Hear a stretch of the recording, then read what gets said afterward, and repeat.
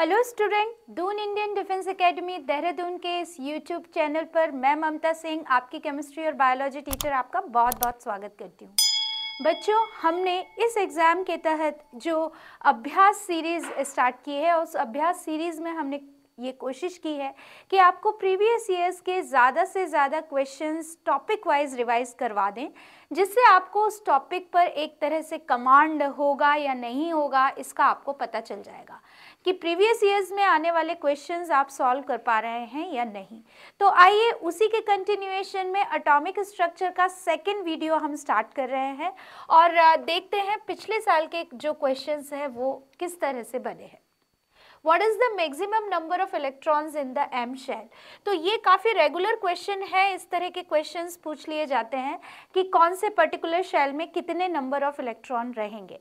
तो उसके लिए बच्चों मैंने आपको एक सिंपल सा फॉर्मूला दिया था, वो फॉर्मूला था 2n² का, कि यहाँ पर जो n इक्वल टू है वो है नंबर ऑफ शेल, यानी कौन सा नंबर ऑफ शेल होता है। तो n की जो वैल्यू होती है वो 1, 2, 3, 4 और सो ऑन होती है। इनको हम अल्फ़ाबेटिकली भी रिप्रेजेंट कर सकते हैं K, L, M, N से, ठीक है, एंड सो ऑन, ठीक है। तो यहाँ पर पूछा क्या गया है कि M शेल में कितने नंबर ऑफ मैक्सिमम इलेक्ट्रॉन रहेंगे। अब M शेल के लिए जो n नंबर होता है वो होता है 3। तो यहाँ पर इस फॉर्मूले में हम रख देंगे 2 × 3 का स्क्वायर। तो इसका जो टोटल आंसर आपका आ जाएगा वो आ जाएगा 18। तो इसका मतलब है कि पहले शेल में इस फॉर्मूले के अकॉर्डिंग 2, दूसरे शेल में 8 और तीसरे शेल में मैक्सिमम नंबर ऑफ इलेक्ट्रॉन क्या हो सकते हैं, 18 हो सकते हैं, ठीक है। तो आपका राइट ऑप्शन बनेगा ऑप्शन सी।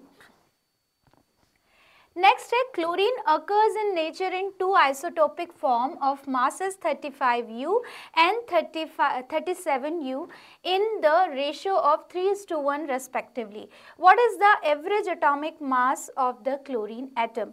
तो बच्चों ये बात मैंने आपको कही थी कि जितने भी एलिमेंट्स होते हैं उनके जो एटॉमिक मास होते हैं बेसिकली उनके एवरेज एटॉमिक मास होते हैं, क्योंकि उनके कई सारे आइसोटॉपिक फॉर्म नेचर में हो सकते हैं। तो यहाँ पर आपको बताया गया है क्लोरीन से रिलेटेड ये एग्जाम्पल।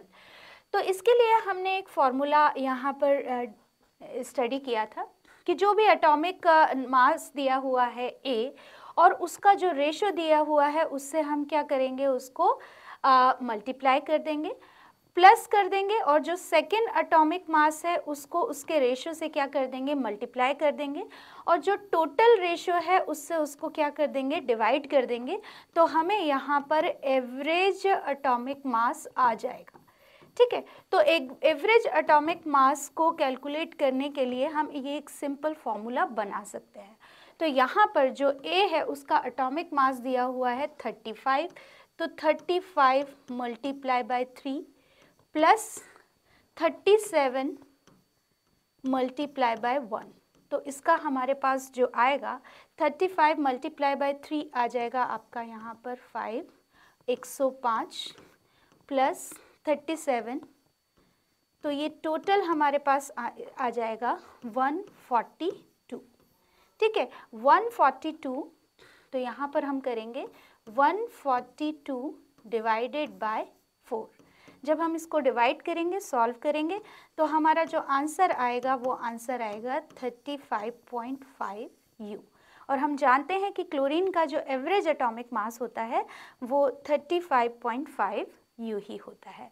तो राइट आंसर होगा हमारा बी। नेक्स्ट है the mass number of argon is 40। तो ये मास नंबर दिया हुआ है हमें, ये हमें Z दिया हुआ है 40। Which one of the following statement is correct? The number of proton in argon is. तो बच्चों हम जानते हैं कि आर्गन जो होता है उसका जो एटॉमिक नंबर होता है वो होता है 18 और उसका जो मास नंबर है जो दिया हुआ है आपका 40, ठीक है। तो इसमें नंबर ऑफ प्रोटॉन होते हैं जितने 18, नंबर ऑफ इलेक्ट्रॉन्स भी इसमें कितने होंगे 18, और यदि हमें नंबर ऑफ न्यूट्रॉन निकालने हैं तो मास नंबर में से मास नंबर में से हम माइनस कर देंगे number of proton, number of proton, ठीक है।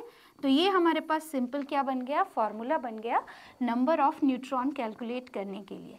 मास नंबर हमें दिया हुआ है 40 और 18 जो है वो नंबर ऑफ प्रोटॉन है। तो यहाँ पर टोटल जो नंबर ऑफ न्यूट्रॉन आएंगे वो आएंगे 22।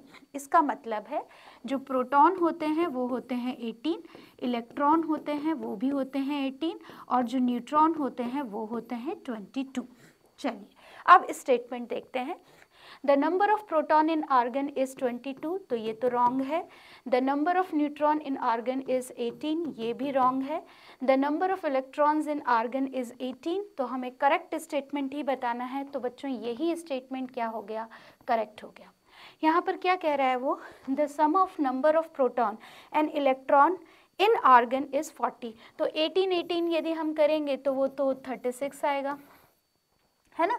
तो ये वाला ऑप्शन भी क्या हो गया, रॉन्ग हो गया।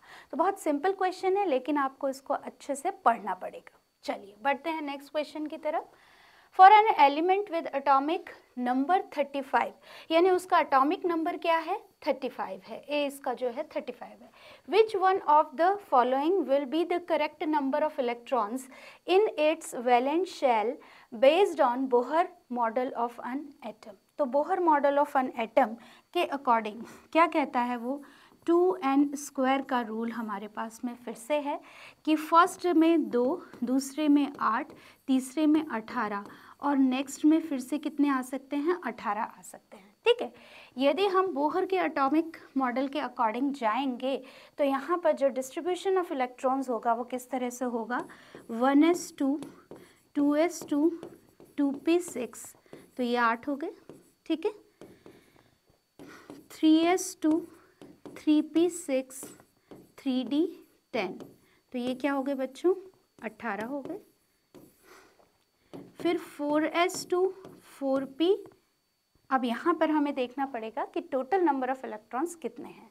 तो 2 इलेक्ट्रॉन इसके 2 + 8 + 18 और बाकी बचे जो इलेक्ट्रॉन हमारे पास में हैं वो कितने हैं, यहाँ पर 18 + 2 ये हो गए हमारे 20, 20 + 8 हो गए 28, है ना। तो इसका मतलब है कि यहाँ पर कितने आने चाहिए, 5 इलेक्ट्रॉन, ठीक है। तो यहाँ पर टोटल कितना हो जाएगा, 35। इसका मतलब है कि जो लास्ट है उसमें जो इलेक्ट्रॉनिक कॉन्फ़िगरेशन बनेगा वो बनेगा 4s2, 4p5, ठीक है। तो यहाँ पर 4p5 क्या बन जाएगा, ये बन जाएंगे वैलेंस शेल के इलेक्ट्रॉन, वैलेंस इलेक्ट्रॉन्स, ठीक है।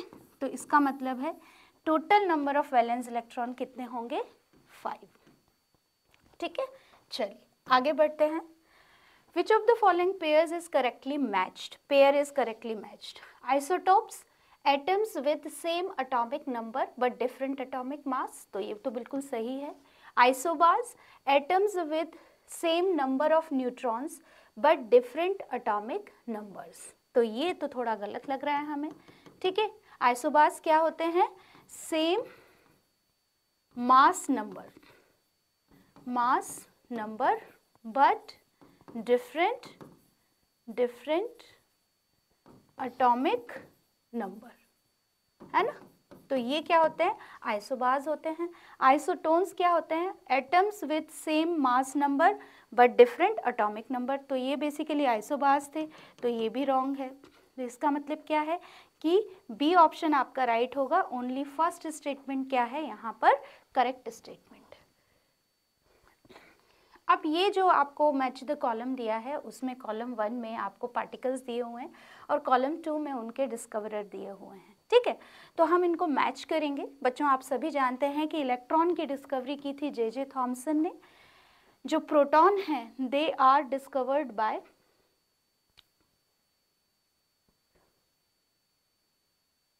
गोल्डस्टिन, nucleus is discovered by Rutherford and neutrons are discovered by James Chadwick, ठीक है।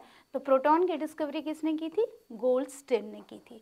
तो यहाँ पर जो ऑप्शन बन रहा है ए का Q, बी का R, सी का S और डी का P, तो ऑप्शन आपका क्या सही होगा? ए ऑप्शन आपका राइट ऑप्शन। नेक्स्ट भी कॉलम में आपको दिया हुआ है, आपको मैच द कॉलम करने हैं। Isotopes, isoelectronic, isobars and isotones.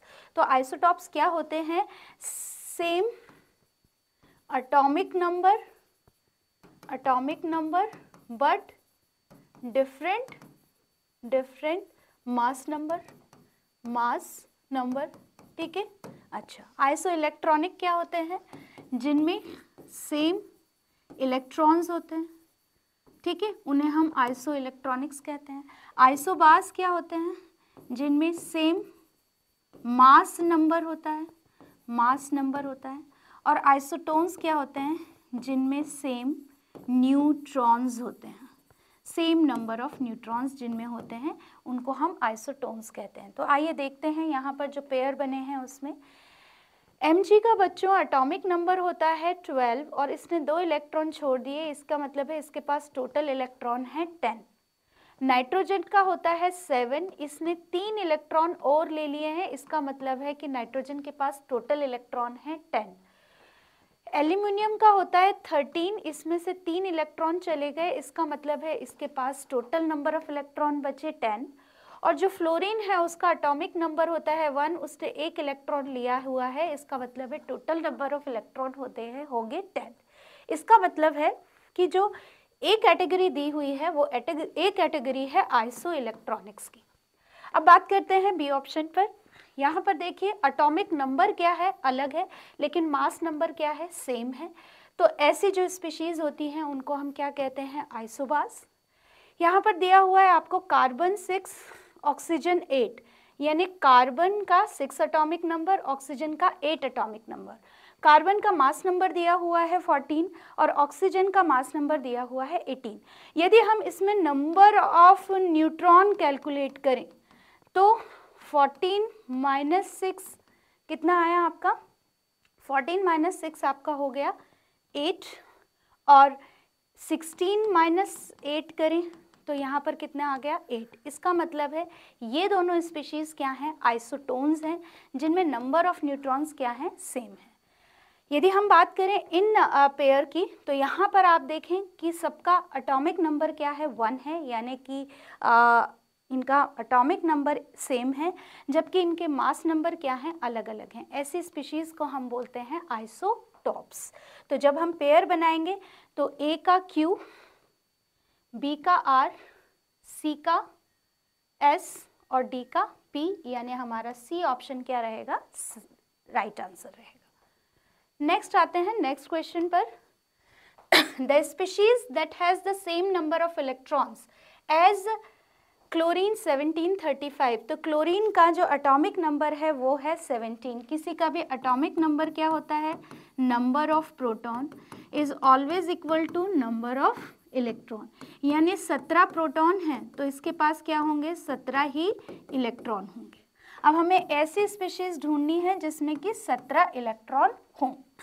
तो यहाँ पर देखिए आप 16 है तो इसके पास में हो गए 16, यहाँ 16 प्लस है तो इसके पास में हो गए 15, क्योंकि 16 में से 1 क्या हो गया? माइनस हो गया, ठीक है। अच्छा, यहाँ पर देखें तो आर्गन ने 1 इलेक्ट्रॉन क्या कर दिया है? दे दिया है, Ar प्लस है, तो 18 माइनस 1 करेंगे तो यहाँ पर कितना आएगा? 17।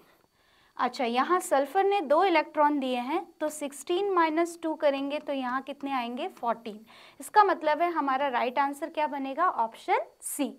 तो जब भी इस तरह के कोई भी क्वेश्चंस आते हैं, ठंडे दिमाग से पहले उन्हें सॉल्व करना है। यदि आप बहुत ज़्यादा कॉन्फिडेंट हैं फिर भी आपको उसको सॉल्व करना है।